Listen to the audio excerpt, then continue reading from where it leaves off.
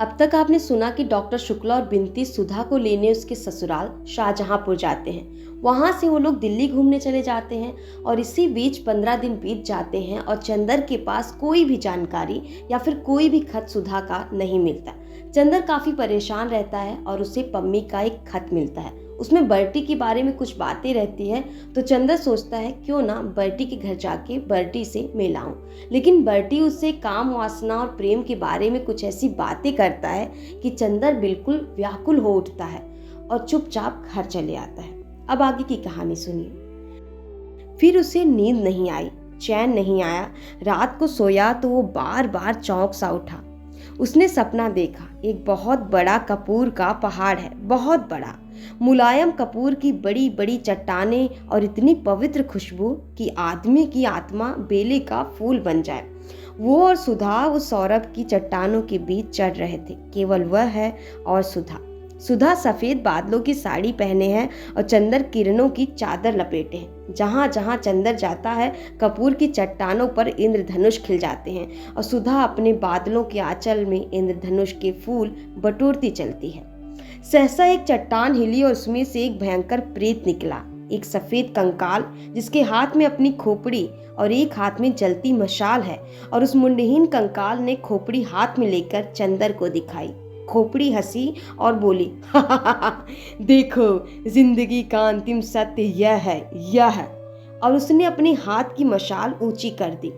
ये कपूर का पहाड़, ये बादलों की साड़ी, ये किरणों का परिधान, ये इंद्रधनुष के फूल, ये सब झूठ हैं। और ये मशाल जो अपने एक स्पर्श में इन सब को पिघला देगी। और उसने अपनी मशाल एक ऊंचे शिखर से छुआ दी। वो शिखर धधक उठा। पिघलती हुई आग की एक धारा बरसाती नदी की तरह उमड़ कर बहने लगी। भागो सुधा, भागो! चंदर ने चीख कर कहा, भागो! सुधा भागी, चंदर भागा और वो पिघली हुई आग की महानदी लहराते हुए अजगर की तरह उन्हें अपनी गुंजलिका में लपेटने के लिए चल पड़ी। शैतान हंस पड़ा। चंदर ने देखा सुधा शैतान की गोंद में थी। चंदर चौंक कर उठ गया। पानी बंद था लेकिन घनघोर अंधेरा था और पिशाचिनी की तरह पागल हवा पेड़ों को झकझोर रही थी, जैसे युग के जमे हुए विश्वासों को उजाड़ फेंकना चाहती हो। चंदर कांप रहा था। उसका माथा पसीने से तर था। वो उठ कर नीचे आया। उसके कदम ठीक नहीं पड़ रहे थे। बरामदे की बत्ती जलाई। महाराजिन उठी। का भैया? उसने पूछा। कुछ नहीं, अंदर सोऊंगा, चंदर ने कहा और सुधा के कमरे में जाकर बत्ती जलाई। सुधा की चारपाई पर लेट गया। फिर उठा, चारों ओर के दरवाजे बंद कर लिए ताकि कोई फिर ऐसा सपना बाहर के भयंकर अंधेरे में से अंदर ना आ जाए। लेकिन बर्टी की बातों से अंदर ही अंदर उसके मन में जाने कहाँ क्या टूट गया जो फिर बन नहीं पाया। अभी तक उसे अपने पर गर्व था, विश्वास था। अब कभी कभी वो अपने व्यक्तित्व का विश्लेषण करने लगता है। अब कभी कभी अपने विश्वासों पर सिर ऊंचा करने के बजाय उन्हें सामने फेंक देता है और एक निरपेक्ष वैज्ञानिक की तरह उनकी चीरफाड़ करता, उनकी शव परीक्षण किया करता। अभी तक उसके विश्वास का संबल था, अब किसी ने उसे तर्क का अस्त्र शस्त्र दे दिया था। जाने किस राक्षसी प्रेरणा से उसने अपनी आत्मा को चीरना शुरू किया और इस तर्क वितर्क और अविश्वास के भयंकर जल प्रलय की एक लहर ने उसे एक दिन नरक के किनारे ले जा पटका। सुधा का खत आया था। दिल्ली में पापा अपने कुछ काम से रुके थे और सुधा की तबीयत खराब हो गई थी। अब वो 2-3 रोज में आ जाएगी। लेकिन चंदर के मन में एक अजब सा असर हुआ था इस खत का। सुधा का पत्र नहीं आया था। सुधा दूर थी, तब वो खुश था, वो उल्लासित था। सुधा का पत्र आते ही सहसा वह उदास हो गया। उदास तो क्या, उसे उबकाई सी आने लगी।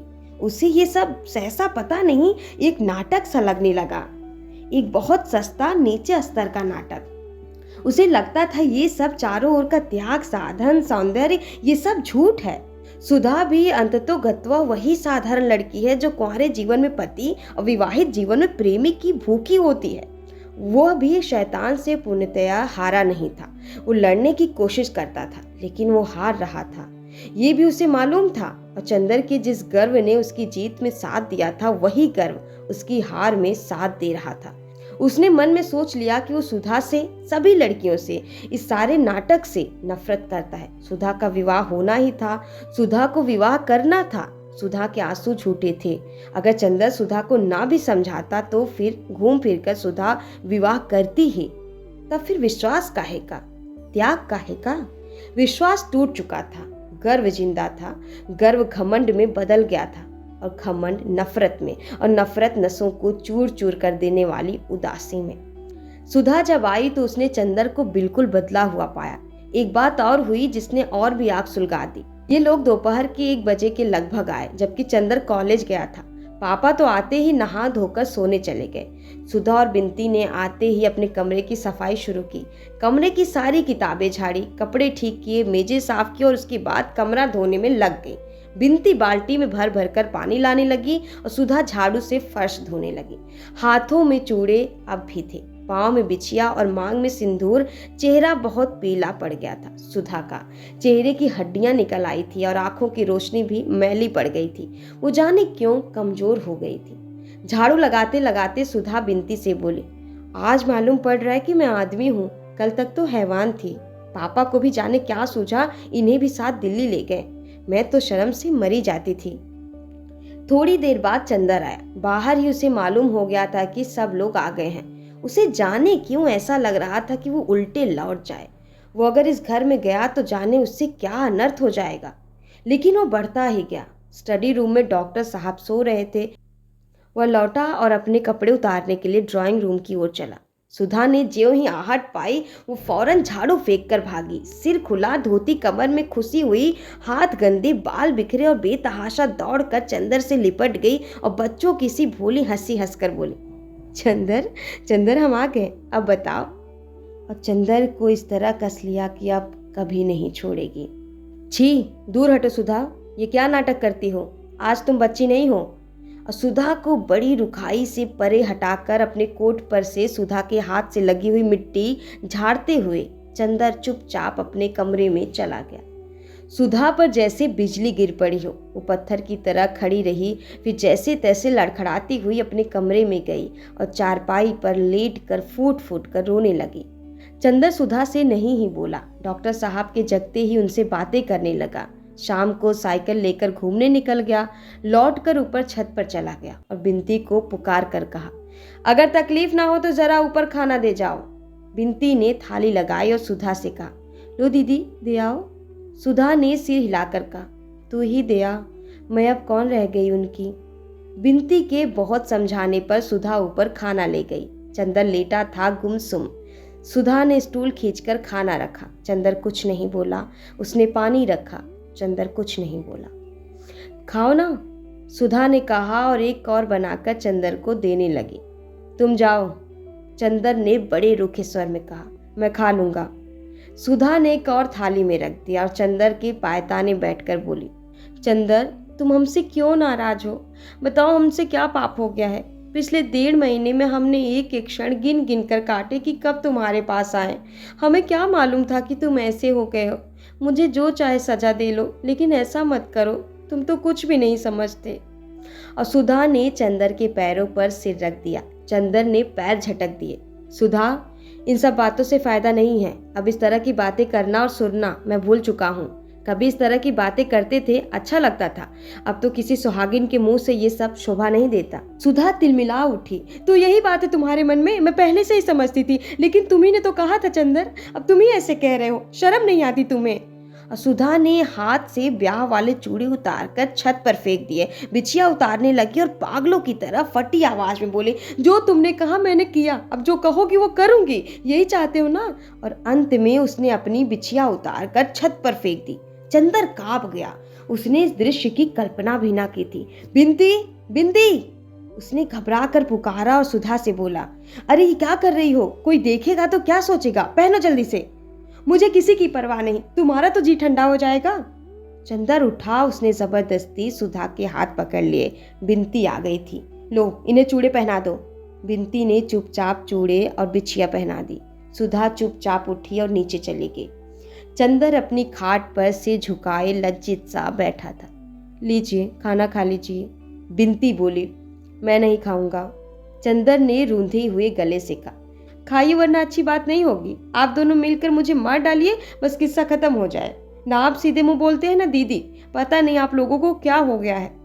चंदर कुछ नहीं बोला।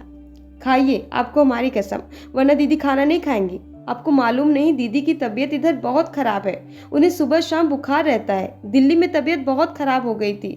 आप ऐसे कर रहे हैं, बताइए उनका क्या हाल होगा। आप समझते होंगे कि ये बहुत सुखी होंगी, लेकिन आपको क्या मालूम, पहले आप दीदी के एक आंसू पर पागल हो उठते थे, अब आपको पता नहीं क्या हो गया है। चंदर ने सिर उठाया और गहरी सांस लेकर बोला, जाने क्या हो गया है बिनती। मैं कभी नहीं सोचता था कि सुधा को मैं इतना दुख दे सकूंगा। इतना अभागा हूं कि मैं खुद भी इधर खुलता रहा और सुधा को भी इतना दुखी कर दिया। और सचमुच चंदर की आंखों में आंसू भर आए।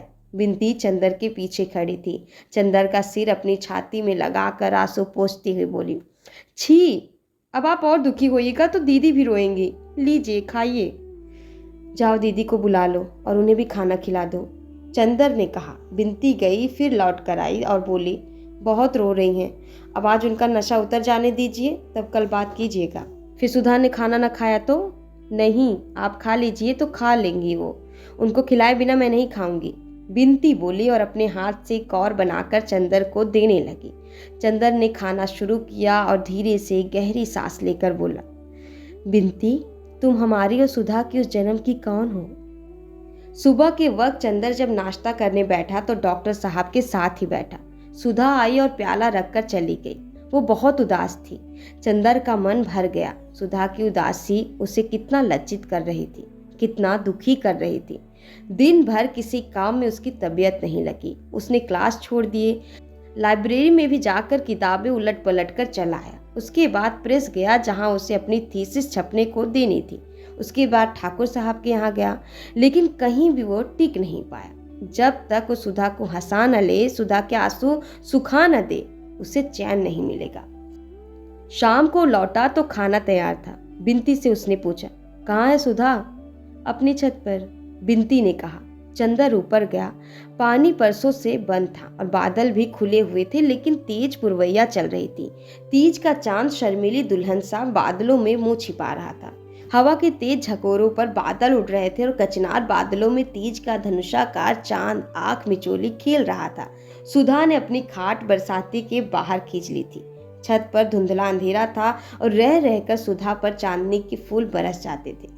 सुधा चुपचाप लेटी हुई बादलों को देखती हुई जाने क्या सोच रही थी। चंदर गया। चंदर को देखते ही सुधा उठ खड़ी हुई और उसने बिजली जला दी और चुपचाप बैठ गई। चंदर बैठ गया, वो कुछ भी नहीं बोली। बगल में बिछी हुई बिनती की खाट पर सुधा बैठ गई। चंदर को समझ में नहीं आता था कि वो क्या कहे। सुधा को इतना दुख दिया उसने। सुधा उससे कल शाम से बोल तक नहीं रही। सुधा, तुम नाराज हो गई? मुझे जाने क्या हो गया था, लेकिन माफ नहीं करोगी? चंदर ने बहुत कांपती हुई आवाज में कहा। सुधा कुछ नहीं बोली, चुपचाप बादलों की ओर देखती रही। सुधा, चंदर ने सुधा के दो कबूतरों जैसे उजले मासूम पैरों को लेकर अपनी गोद में रख लिया और भरे हुए गले से बोला, सुधा, मुझे जाने क्या हो जाता है कभी कभी। लगता है वो पहले वाली ताकत टूट गई। मैं बिखर रहा हूँ। तुम आई और तुम्हारे सामने मन का जाने कौन सा तूफान फूट पड़ा। तुमने उसका इतना बुरा मान लिया। बताओ, अगर तुम ही ऐसा करोगी तो मुझे कौन संभालेगा? कौन है मुझे संभालने वाला? सुधा। और चंदर की आंखों से एक बूंद आंसू सुधा के पांव पर चू पड़ा। सुधा ने चौंक कर अपने पांव खींच लिए और उठकर चंदर की खाट पर बैठ गई और चंदर के कंधे पर सिर रखकर फूट फूट कर रो पड़ी। बहुत रोई, बहुत रोई। उसके बाद उठी और सामने बैठ गई। चंदर, तुमने गलत नहीं किया। मैं सचमुच कितनी अपराधीन हूँ। मैंने तुम्हारी जिंदगी चौपट कर दी, लेकिन मैं क्या करूँ? किसी ने तो मुझे कोई रास्ता नहीं बताया था। अब हो ही क्या सकता है चंदर, तुम भी बर्दाश्त करो और हम भी करें। चंदर नहीं बोला। उसने सुधा के हाथ अपने होठों से लगा लिए। लेकिन मैं तुम्हें अब इस तरह बिखरने नहीं दूंगी। अब अगर तुमने इस तरह किया तो अच्छी बात नहीं होगी। फिर हम तो बराबर हर पल तुम्हारे ही बारे में सोचते रहे और तुम्हारी ही बातें सोच सोच कर अपने को धीरज देते रहे, और तुम इस तरह करोगे तो? नहीं सुधा, मैं अपने को टूटने नहीं दूंगा। तुम्हारा प्यार मेरे साथ है, लेकिन इधर मुझे जाने क्या हो गया था।